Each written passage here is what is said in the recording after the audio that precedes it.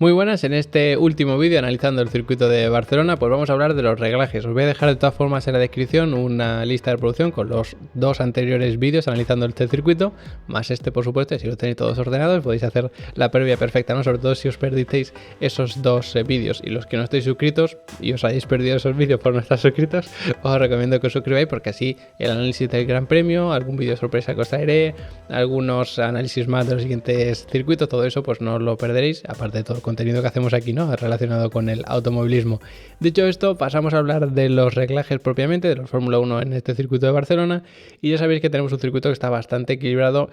prácticamente en todos los sentidos. Tenemos zonas de mucha aceleración, zonas de muchas frenadas, tenemos curva rápida, media, lenta, tenemos zona de recta. Por lo tanto, aquí, aunque parezca que no, vamos a necesitar bastante carga aerodinámica. Una carga aerodinámica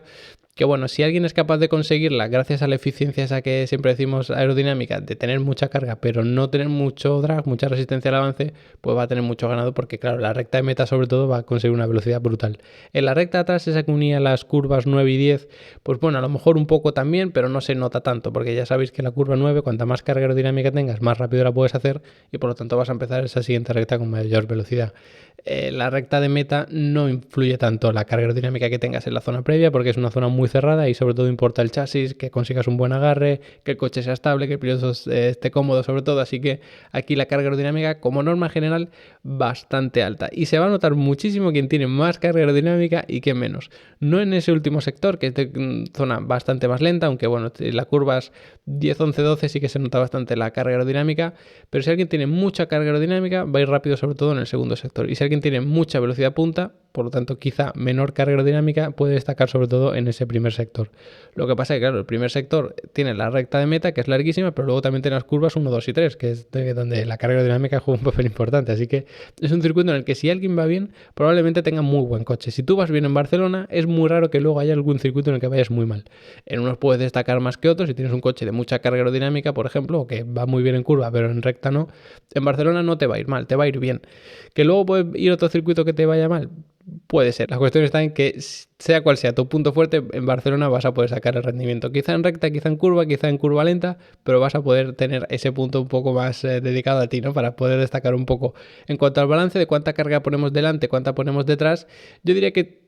podríamos poner un balance quizá más bien adelantado, sobre todo para esas curvas, porque es muy importante no subvirar en este circuito, ni en entrada ni en salida de curva, sobre todo, que ya hablaremos del tema de las suspensiones. Pero un coche que te subvira aquí es mortal, y sobre todo la carga aerodinámica para las curvas 1 y 2 como hemos visto antes, para la curva número 9, si tienes un coche que más bien subvira, vas a tener muchos problemas para entrar en curva, vas a tener además que frenar mucho más, porque claro, si el coche le cuesta entrar en curva, tú lo que tienes que hacer es entrar más lento, por lo tanto vas a tener que frenar más, entonces va a ser bastante desastroso. Yo haría un coche más bien nervioso, pero claro, si tienes muchos problemas para controlarlo, sobre todo en salida de curva, vas a tener un problema grave aquí. Es importantísima la carga en esa parte delantera del coche sobre todo, pero mucho ojo con pasarte, ¿no? Porque claro, si tú pones un coche que atrás no tiene carga y la tienes toda adelante, que es una exageración, pero bueno, para que nos entendamos, en cuanto metas un poco de giro de volante, el coche lo vas a perder. Lo bueno aquí es que las zonas de DRS que tenemos son rectas de verdad, no como en otros circuitos que teníamos una curva que era muy abierta, entonces podíamos meter ahí el DRS y demás. No, aquí donde hay DRS es completamente recto. Por lo tanto, aunque tengas el DRS abierto, vas a poder meter giros de volante más brusco, porque claro, si tú vas con el volante un poco girado, con el DRS abierto y tienes que meter un poco más para salirte del rebufo y hacer el adelantamiento, ahí es bastante peligroso. No es el caso en Barcelona y eso, bueno, es un punto a su favor. Luego podemos hablar también del tema de los frenos, porque ya vimos que era un circuito en el que no sufrían demasiado, pero tampoco hay demasiada zona para refrigerarla. Por lo tanto, yo aquí diría que los equipos van a poner unos conductos de refrigeración más bien medios y no me extrañaría que alguien arriesgase además poniéndolo un poquito más estrecho, porque claro, si no dedicas aire, ¿no? Como decimos siempre, a refrigerar los frenos, lo puedes dedicar a generar carga aerodinámica o lo puedes dedicar a no generar tanto drag, y eso pues es un beneficio, claro. El tema de las temperaturas lo vimos aquí, si visteis aquel vídeo analizando los datos más importantes, que bueno, aquí sí que teníamos una zona de bastante refrigeración, que teníamos el punto de menor temperatura, pero luego tenemos un sobrecalentamiento importante, luego otra vez se refrigeraba y luego a partir de aquí era una constante. Estábamos tocando el freno no de una forma muy fuerte, pero sí constante, no daba tiempo a refrigerarlo y aquí alcanzábamos el mayor punto de temperatura de los frenos, y luego al final también nos movíamos en rangos muy altos. Por lo tanto, arriesgar con los frenos se puede notar mucho, sobre todo en este punto, que veremos algunos discos al rojo vivo, o incluso alguien que tenga un problema mayor y tenga que abandonar, que bueno, nadie querría eso por supuesto. y también en esta última parte, porque están sobrecalentando constantemente. Quizás sea más probable aquí porque tenemos una frenada un poco más fuerte, pero bueno, aquí no, que nadie se extraña aunque tengamos frenadas muy flojitas, porque como veis no da tiempo a refrigerarse, por lo tanto siempre nos estamos moviendo en rangos muy altos de temperatura.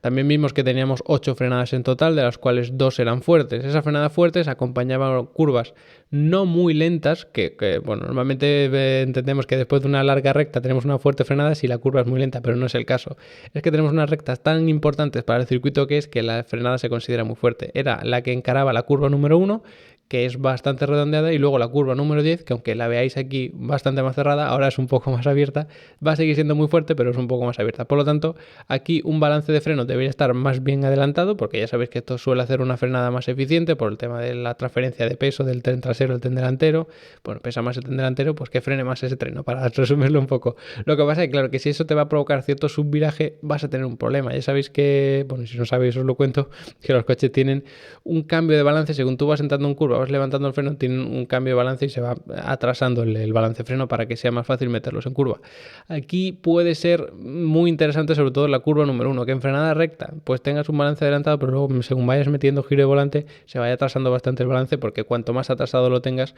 más fácil va a girar el coche. Y si te cuesta mucho entrar en esa curva número 1, pues vas a perder bastante tiempo, vas a estar muy incómodo, vas a tener que reducir mucho más la velocidad, como hemos dicho antes, y va a ser un problema. El resto de frenada, pues prácticamente es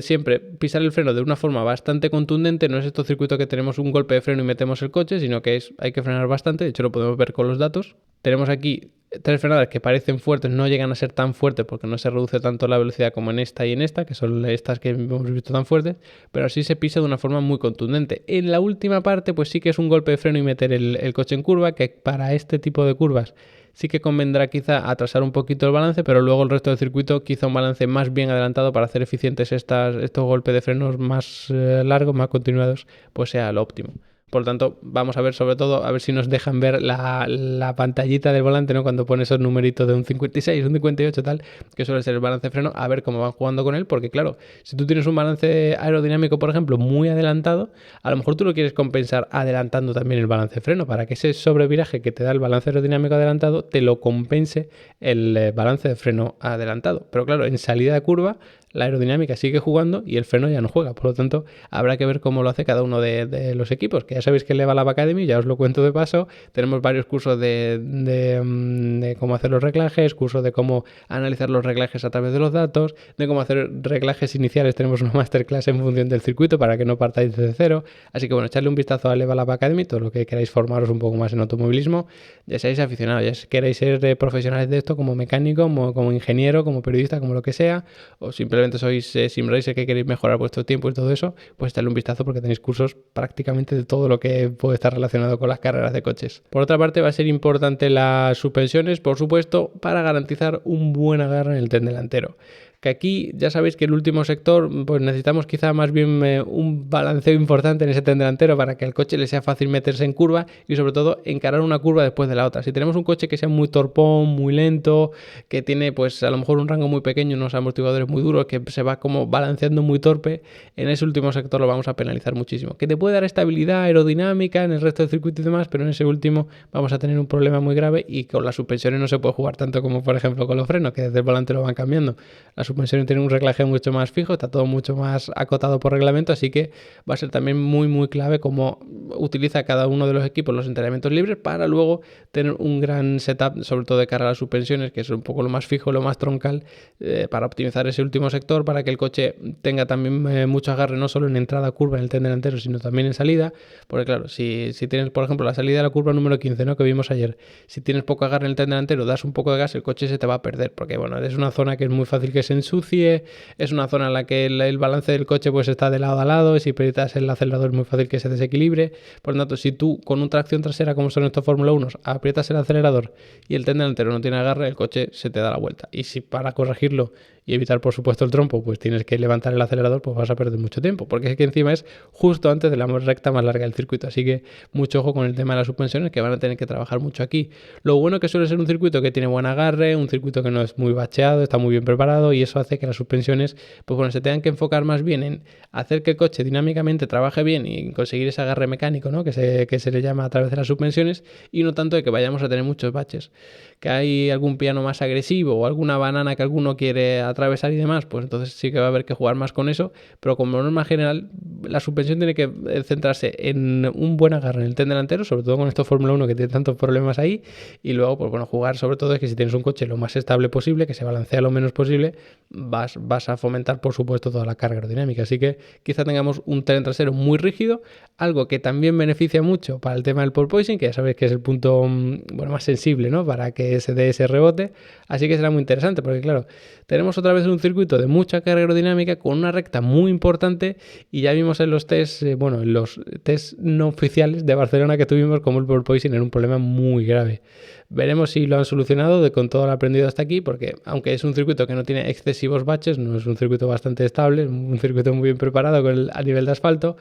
Tenemos un coche que genera mucha carga aerodinámica, por lo tanto estamos apretando mucho hacia abajo el coche, y tenemos una recta muy importante, por lo tanto va aumentando exponencialmente el empuje de la aerodinámica, por lo tanto estamos empujando mucho hacia abajo, y es más fácil que llegue a dar ese rebote por el bloqueo del flujo y tal, que ya hice un vídeo explicando todo esto del porpoising, así que ya no os lo cuento más. Así que bueno, aparte de ahí, pues muy interesante el tema del diferencial, por ejemplo, porque se puede regular tanto en entrada como en salida de curva, para que el coche a lo mejor pues sea más juguetón en entrada, ¿no? Los desbloqueamos para que sea más fácil que se cruce, pero luego lo bloqueamos para tener más agarre. No es un circuito en el que la tracción sea algo fundamental o algo excesivamente importante, pero sí que viene bien, ¿no? Sobre todo para ese último sector en el que perdemos mucha velocidad y la tenemos que ganar rápidamente para encarar la recta de meta, pues ahí sí que puede ser más importante. Entonces bloquearemos el diferencial, pero claro, si tienes mucho agarre bloqueando ese diferencial trasero, porque son tracción trasera, y no tenemos ese agarre en el tren delantero, pues entonces lo vas a perder facilísimo. Los pilotos van a tener que jugar mucho más con el acelerador. Hay pilotos que están más acostumbrados a su coche que otros, por lo tanto no pueden sufrir más con esto que otros, así que bueno, hay muchos otros reglajes, ¿no? Que si los mapas motor que tal, pero bueno, a rasgos generales yo creo que viendo la aerodinámica, las suspensiones y los frenos ya podemos entender por dónde va la idea aquí. Así que nada, espero que os haya gustado este vídeo, espero que le echéis un vistazo a Level Up Academy si queréis aprender más, tanto de los circuitos como de la Fórmula 1, como de los reglajes, como de la telemetría, como de todo lo que queréis que es estrategia de carrera, que es pilotaje, que todo esto, así que no olvidéis echarle un vistazo, y si además apoyáis el canal también. Os agradezco a todos que os hayáis quedado hasta el final del vídeo, y nos vemos después del Gran Premio haciendo un buen análisis.